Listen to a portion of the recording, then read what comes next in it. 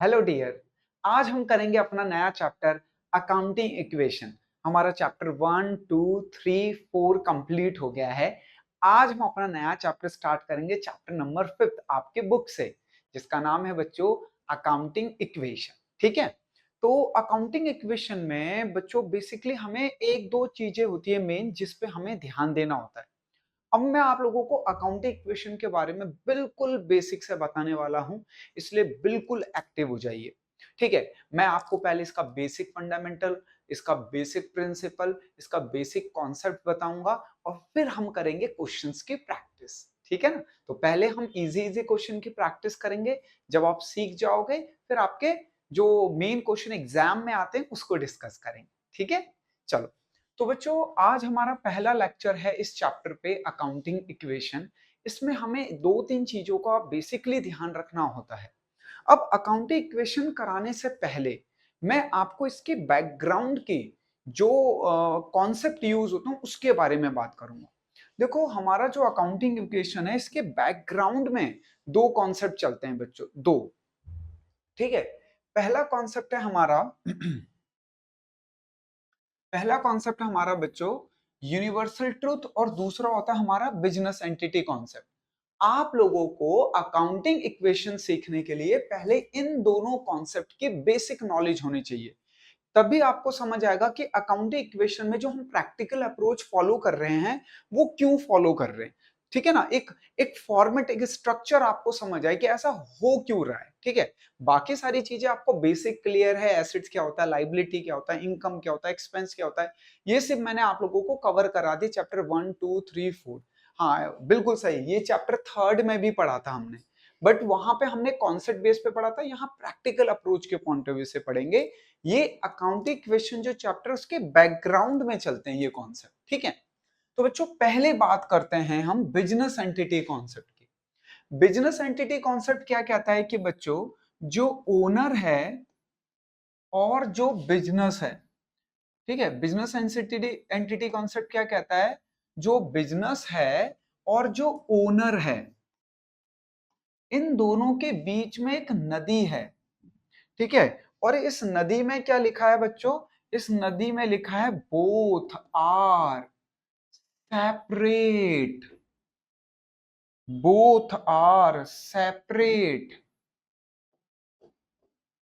Separate person, और क्या कह सकते हो आप इसे, एंटिटी, सेपरेट पर्सन या एंटिटी। ठीक है, तो बच्चों बेसिकली ओनर और बिजनेस के बीच में ये नदी है, रिवर, मैंने आप लोगों को समझाने के लिए बनाया। और इस रिवर में कुछ लिखा हुआ है ताकि आपको समझ आए कि भैया बिजनेस अलग है, ओनर अलग है। और अकाउंटिंग बिजनेस एंटिटी कॉन्सेप्ट कहता भी यही है कि business and his owner both are separate person, दोनों क्या हैं, अलग अलग। बच्चों दोनों जुड़े हुए हैं ऐसे हैं, ठीक है, दोनों जुड़े हुए तो ऐसे हैं, ठीक है, बट ये दोनों अलग अलग हैं। Business and owner both are separate person, दोनों क्या है, हमारे अलग अलग हैं। तो देखो यहां पे मैंने आपको इसमें समझाया भी है अलग अलग। मैंने ऐसा क्यों समझाया अभी आपको समझ आएगा जब हम अकाउंटिंग इक्वेशन का क्वेश्चन करेंगे, तब आपके माइंड में कंफ्यूजन आएगी, तब मैं यहां से एक्सप्लेन करूंगा कि देखो हम लोग सब कुछ बिजनेस के पॉइंट ऑफ व्यू से करते हैं। अच्छा, मैंने आप लोगों को, हमने जब अपना फर्स्ट लेक्चर किया था पहले चैप्टर का बेसिक जब हम पढ़ रहे, तो मैंने आप लोगों को सिखाया था ना कुछ, जब भी मैं आपसे पूछूंगा हु आर यू, तो आप क्या बोलोगे, आई एम द बिजनेस। जब भी मैं आप लोगों से पूछूंगा हु आर यू, तो आपको आंसर करना है आई एम द बिजनेस, क्योंकि बच्चों हम सब कुछ बिजनेस के पर्पज से करते हैं, बिजनेस के पॉइंट ऑफ व्यू से करते हैं। ये हमने बेसिक में पढ़ा था अपने स्टार्टिंग के चैप्टर में। ठीक है ना, तो ये क्वेश्चन याद रखना बच्चों, जब भी मैं आपसे पूछूंगा हु आर यू, तो आप कहोगे आई एम द बिजनेस। अपने आप को आपको बिजनेस मान के चलना है, कभी भी आप ओनर नहीं मानोगे, हमेशा बिजनेस, ना ओनर ना कस्टमर कुछ, nothing, always business, you are business. ठीक है, जब भी मैं आपसे पूछूंगा हु आर यू, आपको कहना है आई एम द बिजनेस। ठीक है, तो आपको और समझ आएगा। अच्छा, पहला कॉन्सेप्ट हमारा खत्म हो गया कि भाई बिजनेस एंटिटी कॉन्सेप्ट क्या कहता है। बिजनेस एंटिटी कॉन्सेप्ट से the business and his owner both are separate entity और यू कैन से पर्सन, आप उसे पर्सन भी बोल सकते हो एंटिटी भी, हाँ बट है दोनों डिफरेंट, ठीक है।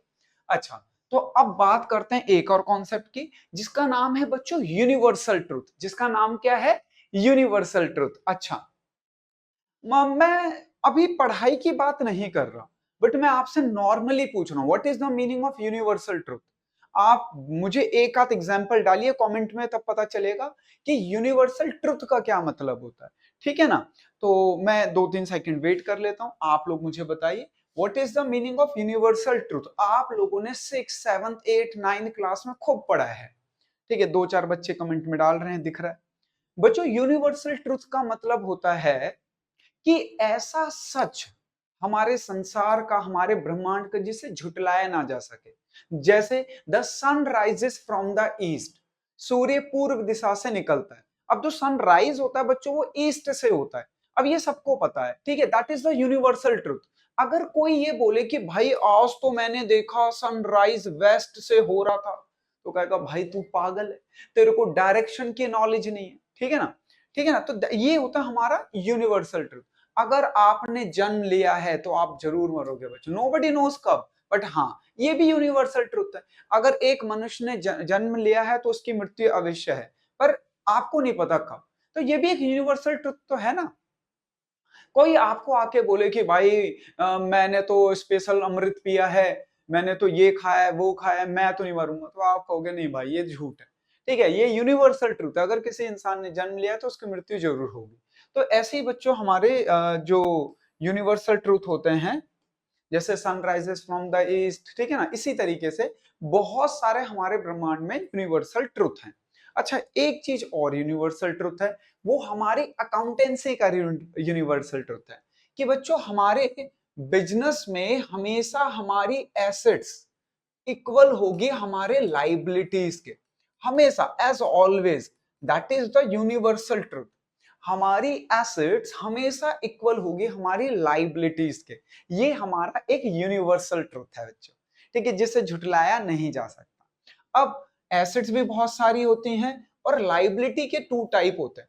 अगर मैं इस चैप्टर के पॉइंट ऑफ व्यू से बोलूं, I am talking about the chapter point of view, तो बच्चों लाइबिलिटीज 2 टाइप की होती है। एक होती है इंटरनल, ठीक है, और एक होती है एक्सटर्नल।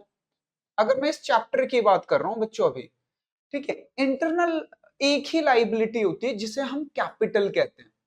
आप लोगों ने स्टार्टिंग में पढ़ भी लिया कैपिटल क्या होता है। कैपिटल वो अमाउंट होता है जो बिजनेस का ओनर बिजनेस में इंट्रोड्यूस करता है। The amount introduce by owner in the business is called capital. जो बिजनेस में पैसे लगाता है उसका मालिक, उसे हम कैपिटल कहते हैं। अच्छा एक्सटर्नल लाइबिलिटी के बारे में अगर हमें इस चैप्टर में जब तक पता नहीं चल जाता तब तक हम उसे लाइबिलिटी ही कहते हैं, तब तक हम क्या कहते हैं उसे, लाइबिलिटी, ठीक है ना। तो देखो ये एक यूनिवर्सल ट्रूथ है कि हमारी एसेट्स हमेशा इक्वल होगी हमारी लाइबिलिटीज के। लाइबिलिटीज हमारी 2 टाइप की होती है बच्चों, इंटरनल और एक्सटर्नल। इंटरनल लाइबिलिटी को हम इस चैप्टर में कैपिटल कहते हैं, और एक्सटर्नल लाइबिलिटी को जब तक उसके हमें डिफरेंट नाम ना पता चल जाए तब तक हम उसे लाइबिलिटी ही बोलेंगे इस चैप्टर के पॉइंट ऑफ व्यू से, ठीक है ना। तो बच्चों फाइनली इक्वेशन क्या बनी, अगर आप देखो तो हमारी एसेट्स हमेशा इक्वल होती है हमारे कैपिटल की प्लस एक्सटर्नल लाइबिलिटी की, ठीक है। तो that is my internal liability, that is my external liability. तो हमारे बिजनेस में ये एक इक्वेशन बन गई, ठीक है, कि हमारी एसेट्स हमेशा इक्वल होगी कैपिटल प्लस लाइबिलिटी के, ठीक है। तो ये इक्वेशन ऐसे बन गई। अब हमें ये यूनिवर्सल ट्रूथ है, ये हमेशा फॉलो होगा। अगर ये फॉलो नहीं हो रहा तो समझ लो आपने गलती करी, क्वेश्चन गलत नहीं है, यहां पे आप एरर कर चुके हो, ठीक है, क्वेश्चन बिल्कुल ठीक है। तो ये यूनिवर्सल ट्रूथ है बिकॉज ऑफ, अब you know very well what is the meaning of universal truth, मैंने आप लोगों को समझा दिया है। तो ये यूनिवर्सल ट्रूथ है बच्चों, हमारी एसेट्स हमेशा इक्वल होगी हमारे एक्सटर्नल और इंटरनल लाइबिलिटी के, that is capital and liability, ठीक है ना। तो अब हमारा कॉन्सेप्ट तैयार हो चुका है। बिजनेस एंटिटी कॉन्सेप्ट क्या कहता है कि business and his owner both are separate person, ठीक है, अब ध्यान से देखना, अभी आपको जरूरत पड़ेगी। और यूनिवर्सल ट्रुथ क्या कहता है कि भैया एसेट्स हमेशा हमारी इक्वल होती है, हमारे एसेट्स हमेशा इक्वल होती है हमारे लाइबिलिटी के इंटरनल एक्सटर्नल मिला के। ठीक है, चलो, तो अब आप लोगों को दो कॉन्सेप्ट पता चल गए। ये कॉन्सेप्ट हमारे अकाउंटिंग इक्वेशन के बैकग्राउंड में काम करती है। अगर हमारा अकाउंटिंग इक्वेशन बच्चों यहां है तो इसके बैकग्राउंड में यही कॉन्सेप्ट वर्क कर रही होती है और हम बार बार इसी को फॉलो कर रहे होते हैं। ठीक है, तो अब हम एक क्वेश्चन के पॉइंट एक क्वेश्चन करके हम इसको और अंडरस्टैंड करेंगे। ठीक है, तो ध्यान से समझना सारे के सारे, अब मेरे सारे हीरे बच्चों ध्यान से समझना। लीजिए, ये क्वेश्चन है बच्चों छोटा सा, ठीक है, आप अच्छे से समझोगे आपको समझ आ जाएगा, इजी है, कोई बड़ा क्वेश्चन नहीं है, तो इजी क्वेश्चन ही है, ध्यान से समझना आप लोग। ठीक है, ये लीजिए, क्या कह रहा है। अच्छा, इसका फॉर्मेट ऐसे बनता है, ये फॉर्मेट बनाना ही मेन है बच्चों। ठीक है, तो देखो मैंने कैसे बनाया, पहले फॉर्मेट की रिक्वायरमेंट समझ लो। देखो सबसे पहले एक कॉलम बनेगा पर्टिकुलर, जिसमें हम एसेट्स लिखेंगे, इक्वल टू का सिंबल बनाएंगे, और बच्चों ये इक्वल टू का सिंबल ऐसे ही चलता रहेगा क्वेश्चन में एंड तक, क्योंकि वो यूनिवर्सल ट्रुथ भी तो करना है हमें, ऐसे ही जहां तक भी हम करेंगे ऐसे इक्वल टू ऐसे ही चलता रहेगा। ठीक है, क्योंकि हमें ये प्रूव करना है ना कि हमारी एसेट्स हमेशा कैपिटल और लाइबिलिटी के इक्वल होती है, इंटरनल और एक्सटर्नल। एसेट्स हमेशा इक्वल होगी लाइबिलिटी के, लाइबिलिटी हमारे चैप्टर के पॉइंट ऑफ व्यू से टू टाइप के, इंटरनल और एक्सटर्नल, जिसे हमें अलग अलग शो करना होता है इस चैप्टर में। तो बच्चों फाइनली ये हमारा फॉर्मेट है। अब ये हमारा क्वेश्चन है तो हम इसे सॉल्व करते हैं। देखो कह रहा है prepare accounting equation from the following transaction. वो कह रहा है बच्चों जो हमें ट्रांजेक्शन गिवन है उसमें जो भी है उससे अकाउंटिंग इक्वेशन प्रिपेयर करो। कर लेंगे, बहुत इजी है, आप लोग बिल्कुल ध्यान से समझना। अच्छा, देखो क्या कह रहा है, Ashok start business with cash ₹50,000। अब ध्यान से समझना, अब सबसे पहले इस ट्रांजेक्शन को यहां लिखना है, ये लीजिए, क्या है बच्चों, अशोक स्टार्ट बिजनेस, पर्टिकुलर वाले कॉलम में, Ashok start business with capital rupees, with cash ₹50,000। ठीक है, अब मुझे इसे दिखाना है कैसे, ये अब मेरे ये पूरा सॉल्यूशन है, पहले मैं ट्रांजैक्शन लिखूंगा फिर मैं उसको दिखाऊंगा कि इक्वेशन में किस तरीके से रिप्रेजेंट होगा। अब इसको लॉजिकली समझने के लिए हमें पीछे आना पड़ेगा इस वाले कॉन्सेप्ट में। देखो ये है Ashok, owner of the business, and that is the business. ठीक है, ये दोनों अलग अलग है, ध्यान से समझना। तो जो अशोक है उसने बिजनेस में पैसे लगा दिए, भाई आप हो, आप इंडिविजुअली अपने आप को मान लो, आपने किसी को पैसे उधार दिए, ऐसे समझो। तो देखो उस पर्सन के पास, ठीक है, जैसे मैं हूं और आप अपने आप को एज्यूम कर लो, ये आप हो मान लो, ठीक है, ये आप हो, ठीक है, ये आप हो, अपने आप को एज्यूम कर लो, अभी हम बिजनेस के पॉइंट ऑफ व्यू से बोल रहे हैं। तो आपने बोला मुझे कि सर हमें 100 रुपए उधार दे दो, छोटी सी अमाउंट मान लो, तो मैंने आपको 100 रुपए दे दिए, आपके पास 100 रुपए आ गए, आप जो मर्जी करो इस 100 रुपए से, आपने मेरे से उधार लिया है, आपने मेरे से उधार लिया है, ठीक है, आप जो मर्जी करो, मुझे क्या मतलब, आपने प्रॉमिस किया है कि 2 दिन बाद रिटर्न कर दोगे, आफ्टर 2 डेज आप रिटर्न कर दोगे, ठीक है। तो देखो यहाँ पे दो घटना घटी, जैसे ही मैंने आपको 100 रुपए दिए, आपके पास 100 रुपए आ गए, ये आपका कैश आ गया आपके पास, बट ये पैसे आपने संदीप सर से लोन पे लिए, संदीप सर से लोन पे लिए, तो रिटर्न भी करना है ना। तो देखो एक तो आपकी एसेट्स बढ़ गई कैश के नाम पे, बट ये कैश आपका नहीं है, आपने उधार लिया है, तो आपकी एक लाइबिलिटी भी तो बन गई। ठीक है, जब आप किसी से पैसे उधार लोगे, इसे आप ऐसे समझो, आप जब किसी से पैसे उधार लोगे तो आपके पास कैश तो आ जाएगा, पैसे तो आ जाएंगे, बट ये पैसों को आप जो मर्जी करो, तो कैश हमारी एसेट्स होती है, you know very well, cash हमारी क्या होती है, एसेट्स, बट ये पैसे आपको रिटर्न भी करने आफ्टर 2 डेज बाद, तो आपकी एक जिम्मेदारी भी तो बढ़ गई, एक लाइबिलिटी भी बढ़ गई कि यार मैंने तो लोन फ्रॉम संदीप सर लिया है, ठीक है ना। तो वैसे ही बच्चों इसमें ये दोनों क्योंकि अलग अलग है, तो जैसे ही ओनर बिजनेस में पैसा लगाता है, बिजनेस कहता है भाई मेरे पास कैश आ गया, और कैश एसेट्स होता है, पर ये पैसा मेरा नहीं है, ये मेरे मालिक ने मुझे उधार दिया है। तो किसने पैसा लगाया, किसने इंट्रोड्यूस किया, ऑनर ऑफ द बिजनेस। तो इसे कैपिटल कहा जाता है। इंटरनल लायबिलिटी यही तो पढ़ाया था मैंने आपको, the amount introduce by honour in the business. जो ऑनर पैसे लगाता है बिजनेस में, उसे कैपिटल। अब आप बिजनेस के पॉइंट ऑफ व्यू से सोचो, बिजनेस के पास कैश आ गया, वो जो मर्जी करे, चाहे मशीनरी खरीदे, चाहे गुड्स खरीदे, कुछ भी खरीदे, तो वो उसका एसेट्स है।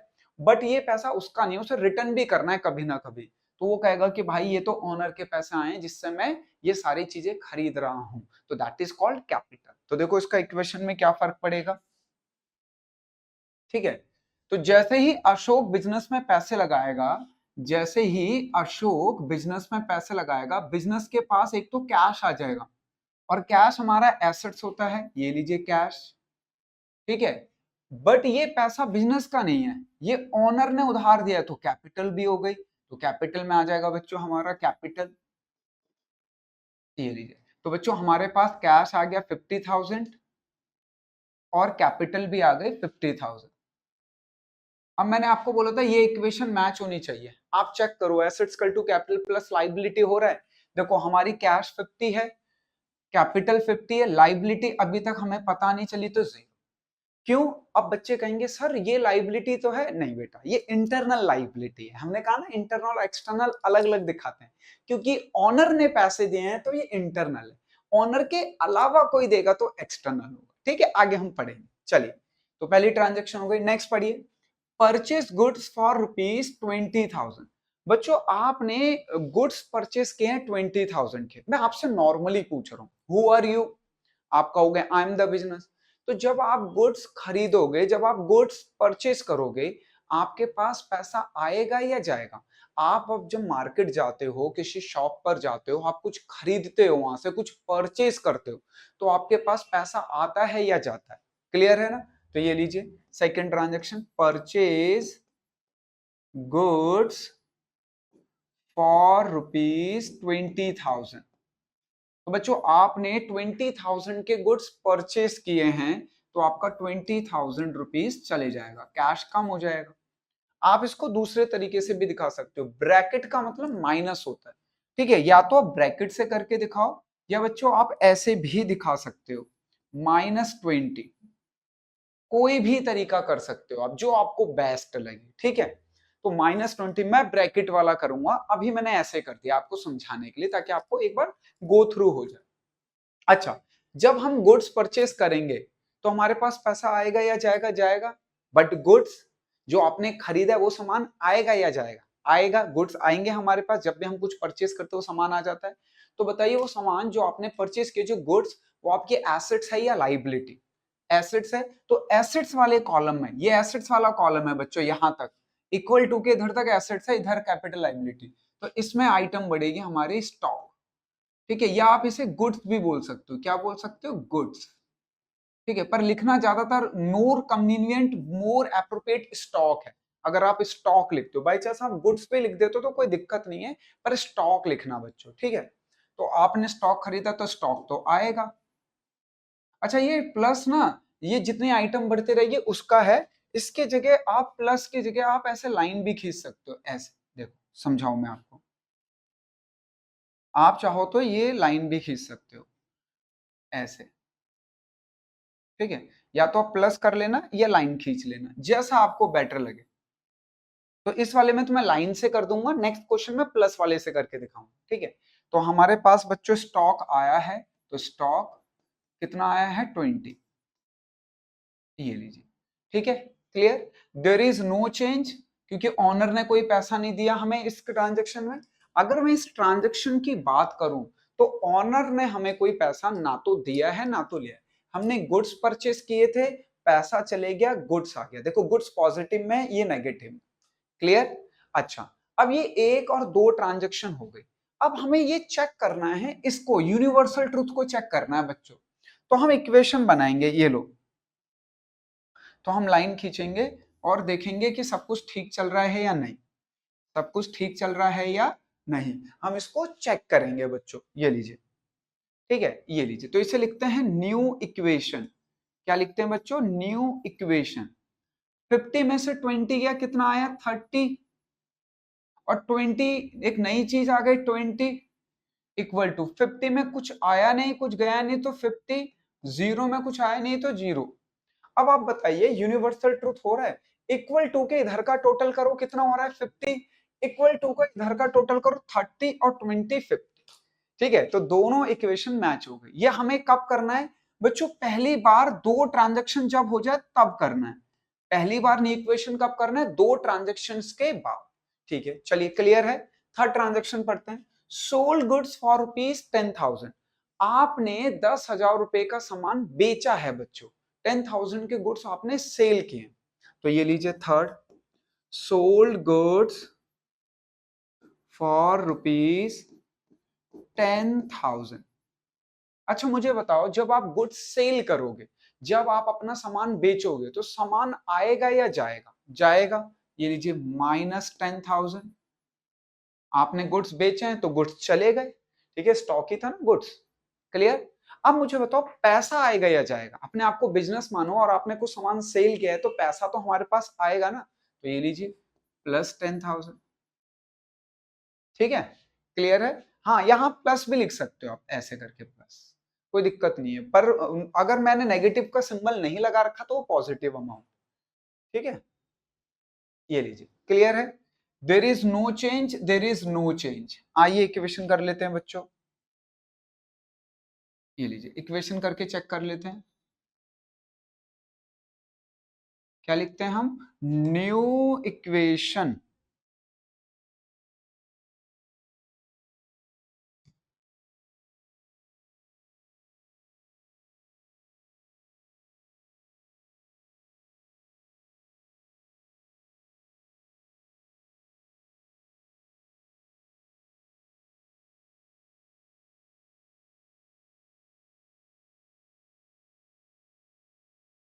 चलो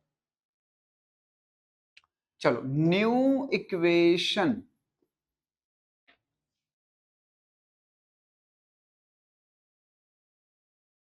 हाँ ये लो, न्यू इक्वेशन। देखो 30 और 10, ये 30 पॉजिटिव का 10 पॉजिटिव का 40। ठीक है, 20 में से 10 गया 10। हम जब न्यू इक्वेशन बनाएंगे तो पुरानी इक्वेशन और ट्रांजेक्शन को देखेंगे, इस इक्वेशन को और इस ट्रांजेक्शन को देखेंगे। ठीक है, तो देखो 30 और 10 40, 20 में से 10 गया 10, देयर इज नो चेंज। 50 का 50, देयर इज नो चेंज 0। तो बच्चों ये हो गया हमारा 10। पहली बार दो ट्रांजेक्शन के बाद न्यू इक्वेशन बनाना है। उसके बाद बच्चों एवरी ट्रांजेक्शन के बाद, उसके बाद जितनी भी ट्रांजेक्शन हो गया हर ट्रांजेक्शन के बाद में न्यू इक्वेशन बनाऊंगा। ठीक है ना? तो ये हमारा क्वेश्चन कंप्लीट हो गया। आप इसे पॉज करके लिख लो जल्दी से। चलो तो मैं आगे बढ़ूंगा बच्चों आप जब कहोगे। ठीक है, क्लियर है ना? चलो ठीक है, अब अगला क्वेश्चन करते हैं और क्लैरिटी बढ़ेगी। चलो ध्यान से देखना बच्चों। अब ये क्वेश्चन आप लोगों को करना और ये याद रखना, assets equal to capital plus liability होना चाहिए। ठीक है ना? चलो तो पढ़ते हैं क्वेश्चन क्या कह रहा है। कह रहा है prepare accounting equation from the following transaction. Meena commence business with capital ₹1,20,000। भाई मीना ने 1,20,000 बिजनेस में इंट्रोड्यूस किया है ऐसे कैपिटल अमाउंट। चलिए बहुत बढ़िया। तो लो बच्चों पहली ट्रांजेक्शन लिखते हैं। Meena commence business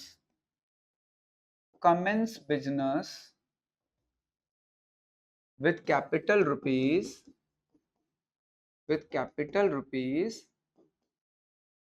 1,20,000। तो देखो जैसे ही मीना बिजनेस में कैपिटल इंट्रोड्यूस करेगी तो बच्चों एक तो कैपिटल आ जाएगा हमारा आइटम, और एसेट्स में हमारे पास कैश आ जाएगा। ठीक है, जब भी आप बिजनेस में पैसे लगाओगे, चाहे कैश लगाओ चाहे कैपिटल, तो कैश और कैपिटल दोनों इंट्रोड्यूस होगा। मैंने पिछले बताया जैसे ही मैं बिजनेस में पैसे लगाऊंगा बिजनेस में कैश बढ़ जाएगा और साथ ही साथ कैपिटल बढ़ जाएगी, क्योंकि वो उसकी रेस्पॉन्सिबिलिटी हो गई ना बिजनेस की। तो देखो कैश आया 1,20,000 और कैपिटल आया 1,20,000। अब इसमें मैं प्लस वाला करके दिखाऊंगा, ऐसा लाइन नहीं खींचूंगा, ऐसे लाइन वाला नहीं करूंगा। ठीक है, ताकि आपको दूसरा टाइप भी पता चल जाए। चलिए नेक्स्ट ट्रांजेक्शन पढ़ो। Purchase goods for rupees 30,000। Low second transaction, purchase goods for rupees 30,000। बच्चों हमने 30,000 के गुड्स खरीदे। आप मुझे बताओ, जब आप गुड्स खरीदोगे पैसे आएंगे या जाएंगे? जाएंगे। -30। बच्चों मैं ब्रैकेट वाला यूज कर रहा हूं, ब्रैकेट का मतलब नेगेटिव है, माइनस हो रहा है, ठीक है। अगर हमने गुड्स खरीदे हैं तो हमारे पैसे आएंगे या जाएंगे? जाएंगे। और गुड्स आएंगे, तो गुड्स को हम क्या लिखते हैं? स्टॉक। ये लीजिए स्टॉक प्लस 30,000। बच्चों एक चीज याद रखना, जैसे मैंने कैश लिखा है ना यहाँ से यहाँ तक, तो इसका अमाउंट इसी के सीध में होना चाहिए, इससे आगे नहीं जाना चाहिए। और मैंने स्टॉक लिखा है तो स्टॉक के पैसे उसी सीध में, इससे आगे नहीं। अब मैं अलग कोई आइटम लिखूंगा तो उसी के नीचे उसका अमाउंट आना चाहिए, बहुत आगे पीछे नहीं होना चाहिए, नहीं तो हम जब प्लस माइनस करेंगे तो सही नहीं होगा, ठीक है। चलिए, देयर इज नो चेंज। दो ट्रांजेक्शन हो गई, इक्वेशन बना लो। ये लीजिए न्यू इक्वेशन, न्यू इक्वेशन।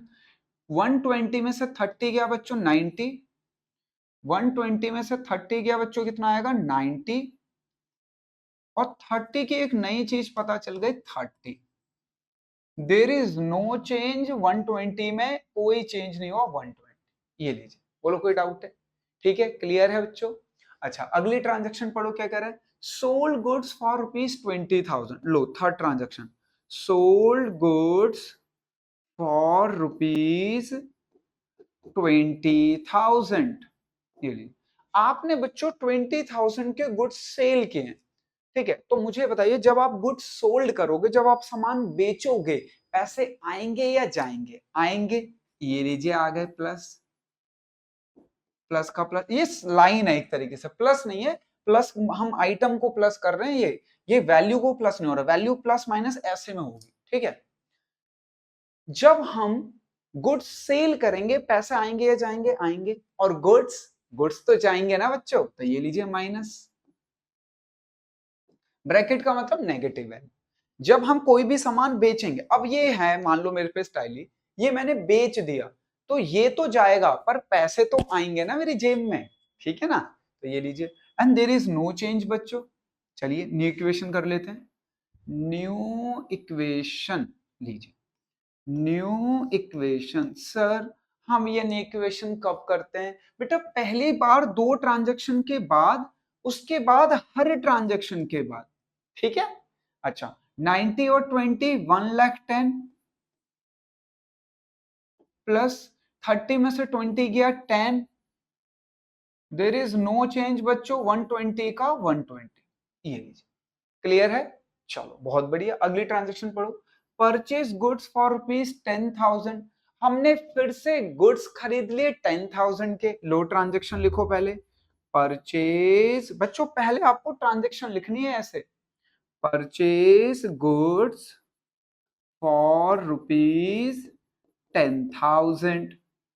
जब आप 10,000 रुपए के गुड्स खरीदोगे तो पैसे तो जाएंगे बच्चों, पैसे तो जाएंगे, और गुड्स आएगा 10 से। क्लियर है, ठीक है। हमने गुड्स परचेज किए तो पैसे जाएंगे और गुड्स आएगा। चलिए इक्वल टू, यहां पे कोई भी चेंज अभी नहीं हुआ, आगे चल के हम सीखेंगे धीरे धीरे।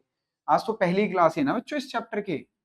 ये लीजिए इक्वेशन कर लीजिए, न्यू इक्वेशन। ये लीजिए न्यू इक्वेशन कर लेते हैं बच्चों। ये लीजिए न्यू इक्वेशन। बच्चों 1,10,000 में से 10,000 गया तो 1,00,000 आ गया, प्लस 10 और 10 20 हो गए। देखो न्यू इक्वेशन देखनी है, ये वाली 10, ये प्लस का पॉजिटिव का ब्रैकेट नहीं है तो पॉजिटिव 10 तो 20, and there is no change बच्चों, तो 120 120।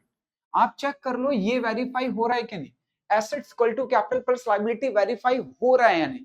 देखो इक्वल टू के बाद 120 है, इक्वल टू के बाद देखो 1,00,000 और 20 1,20,000। हम बिल्कुल सही चल रहे हैं, हमारा यूनिवर्सल ट्रुथ फॉलो हो रहा है, ठीक है। चलो next transaction, sold goods for rupees 5,000। लो बच्चों fifth transaction, sold goods for rupees 5,000। ये लीजिए, अब मुझे बताओ, जब आप गुड्स बेचोगे, सेल करोगे, तो सामान आएगा या जाएगा? जाएगा भाई, तो सामान तो चले गया 5,000 का, और पैसा आएगा, ये लीजिए, देर इज नो चेंज बच्चों। ये इक्वल टू इसी सीध में चलता रहेगा जिस सीध में मैंने लिखा है जैसे। ठीक है, चलिए न्यू इक्वेशन कर लेते हैं बच्चों।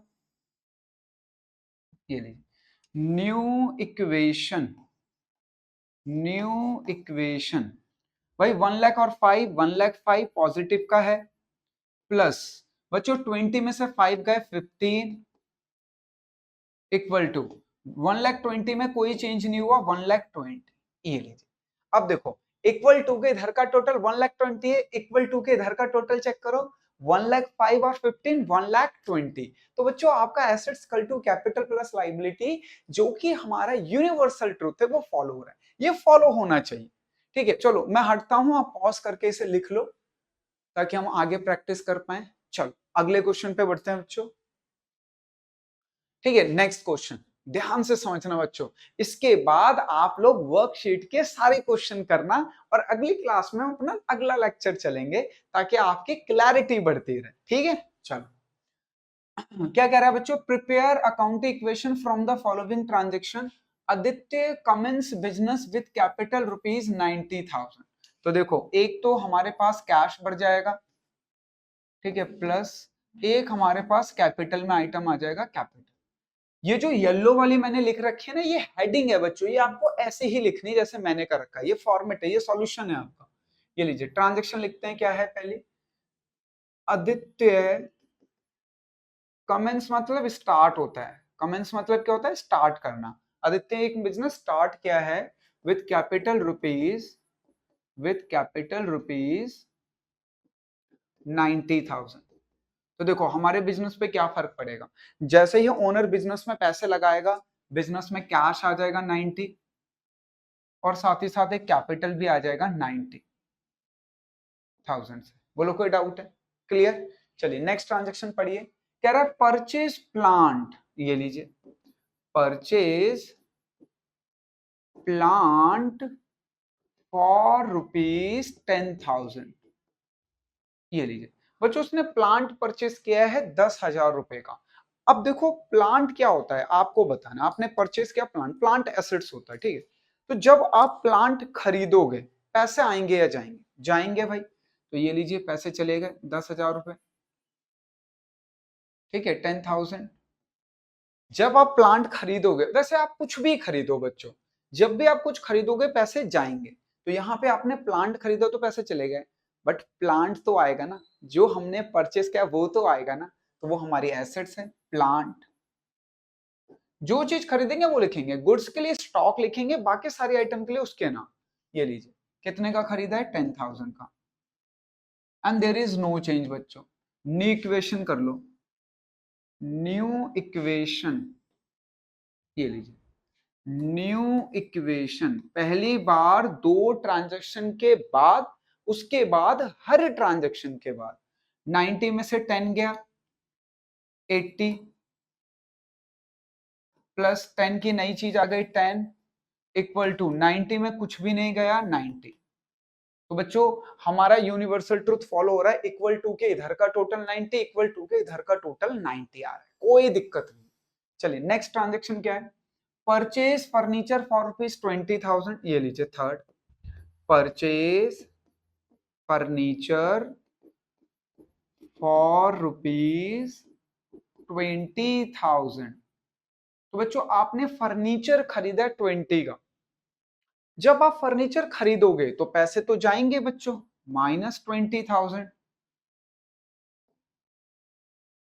क्या आपने प्लांट खरीदा है? नहीं, प्लांट नहीं खरीदा, क्या खरीदा, फर्नीचर, तो एक नई एसेट्स आ जाएगी फर्नीचर के नाम पे, फर्नीचर, फर्नीचर एसेट्स होती है ना। ये लीजिए, कितने से खरीदी आपने बच्चों, 20,000 से। इसीलिए मैं कह रहा था अमाउंट सीध में लिखने ताकि हमें दिक्कत ना हो, ठीक है।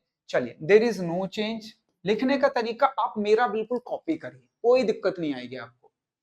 चलिए न्यू इक्वेशन कर लीजिए, पहली बार दो ट्रांजैक्शन के बाद, उसके बाद हर ट्रांजैक्शन के बाद करेंगे न्यू इक्वेशन।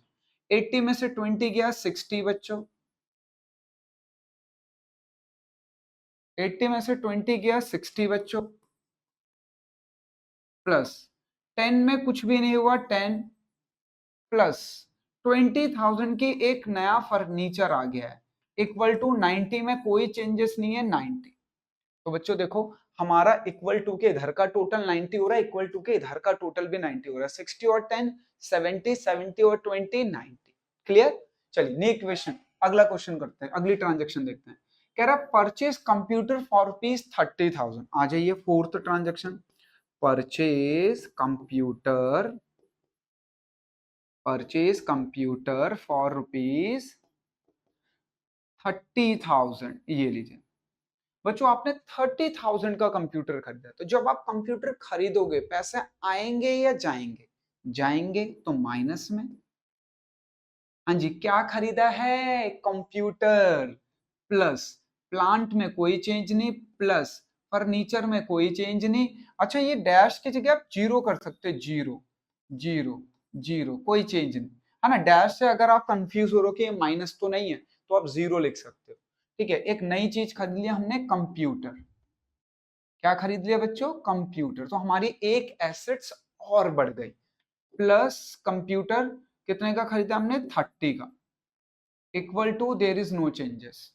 ठीक है, equal to there is no changes. चलिए न्यू इक्वेशन कर लेते हैं। न्यू इक्वेशन, ये लीजिए 60 में से 30 गया बच्चों, 30 बचा रिमेनिंग पार्ट। अच्छा, 10 में कोई चेंजेस नहीं, 10 का 10, प्लस 20 में कोई चेंजेस नहीं, 10 का 20 का 20, प्लस 30 का कंप्यूटर हमारा न्यू आइटम एक इंट्रोड्यूस हो गया है। चलिए, इक्वल टू 90 में कोई चेंजेस नहीं, 90। अब आप लोगों को ध्यान देना है, इक्वल टू के उधर का टोटल भी 90 आ रहा है, इक्वल टू का इधर का टोटल चेक कर लेते हैं। 30 और 10 40, 40 और 20 60, 60 और 30 90। तो बच्चों हमारा universal truth assets equal to capital plus liability भी इक्वल हो गया है। ठीक है ना? तो बच्चों आप इसको जल्दी से लिख लो एक बार पॉज करके, तो आपको क्लैरिटी हो जाएगी। ठीक है, तो बच्चों हमारा आज का टॉपिक कंप्लीट हो गया है। अब आज वर्कशीट के जो क्वेश्चन है आप प्रैक्टिस करना, नेक्स्ट क्लास में हम टॉपिक बढ़ाएंगे आगे। हम दो तीन चीजों का ध्यान रखेंगे। पहले मैं आप लोगों को सिंपल सिंपल टॉपिक कवर कराऊंगा, फिर जो एग्जाम की लैंग्वेज होती है हम वैसे क्वेश्चन भी करें। ठीक है ना? थैंक यू सो मच बच्चों, वर्कशीट जरूर करना। जय हिंद।